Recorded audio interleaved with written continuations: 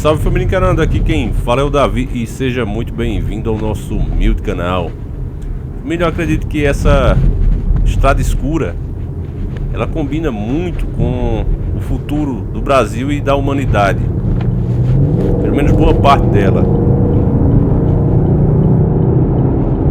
Eu estou gravando esse vídeo aqui no dia 29/5/2020.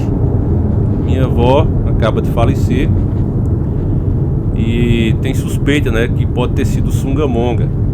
Ela não tinha doença nenhuma e já encontraram ela sem vida. Então nesse momento eu estou indo para lá dar alguma ajuda, né, para realizar o enterro e esse tipo de coisa.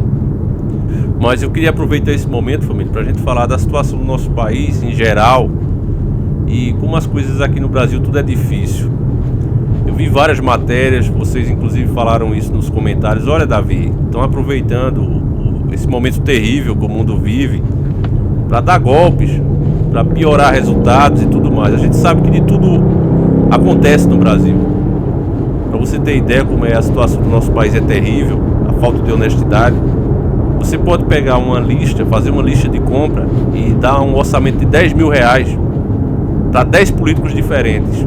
E você vai ver que cada um vai trazer uma quantidade. Vai ter alguns no meio desse 10 que até vai dizer para você que os 10 mil reais não deu para comprar nem o primeiro item da lista que você pediu. Enquanto vai ter um nesse meio dos 10, talvez um, né, te dê até algum troco. Mas é assim que funciona as coisas aqui no nosso país. Tudo é superfaturado. Então quando os inscritos disseram, Davi, dá uma olhada aí que tem muito governador, muito político nesse meio aproveitando esse mal terrível para faturar, para ganhar dinheiro. A gente sabe que isso é verdade, família. O problema foi que muitos quiseram usar isso, né, para negar que tivesse acontecendo uma pandemia, como se o mundo se resumisse ao Brasil. E eu expliquei o quanto isso era sério. E nesse momento, assim como eu avisei que isso realmente era sério, eu estou indo aqui para uma pessoa que possivelmente, né, da minha família, minha avó, perdeu a vida talvez por essa doença. A gente não sabe porque tem que esperar, né, o resultado. Mas mesmo diante desse momento, família, a gente não pode deixar de dizer aqui para vocês que de fato houve muita desonestidade nesse meio.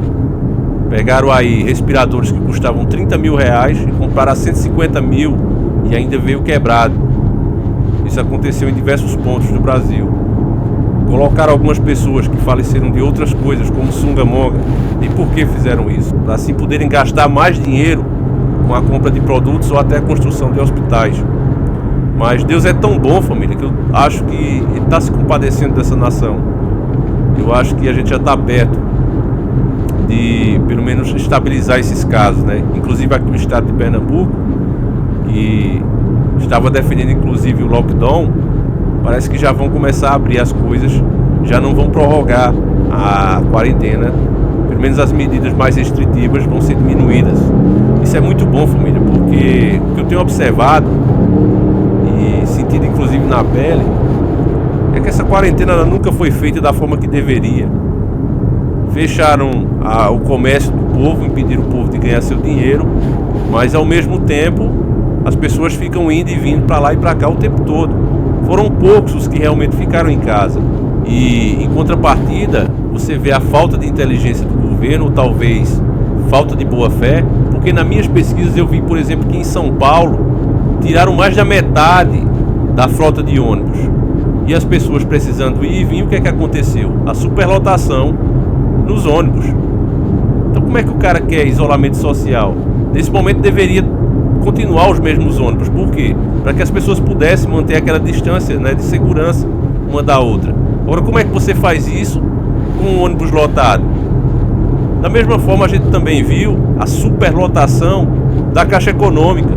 As agências de banco, na maior parte do Brasil, lotadas, que não cabia mais ninguém. E as pessoas sendo obrigadas a ir praticamente para poder tirar esse auxílio emergencial. Nenhum direito delas trabalhar elas tinham.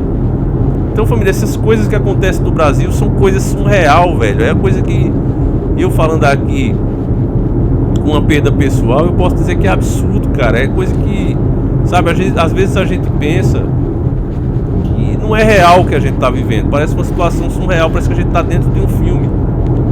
Eu acho que essa estrada escura que você está vendo, ela realmente parece com o que a gente está vivendo, essa situação, sabe? Que você olha para os lados, é só escuridão, cara. E você não sabe o que vai vir pela frente, você só tem uma luzinha aí, ó, na frente. Mas você não sabe o que está adiante, o que está logo ali mais à frente. É impossível você enxergar. Então, meus caros irmãos, é uma situação realmente difícil, que a gente só tem uns aos outros, a verdade é essa. Porque depender desses governantes, meus caros irmãos, é de mal a pior. O povo realmente precisa se unir, precisa entender o que realmente enfrenta, para poder de alguma forma se defender, família. Seja a situação que for, não é? A gente só vê as mesmas atitudes, sempre com enroladas, sempre manipulando. Ambos os lados fazem. Você vê o outro lado, por exemplo, vamos dizer o lado do atual governo. Eles tentaram negar o quanto puderam essa crise. Quando viram que realmente era um problema mundial, ainda assim tentaram minimizar o problema. Em contrapartida, os outros, né, que entenderam o problema, usaram isso para superfaturar.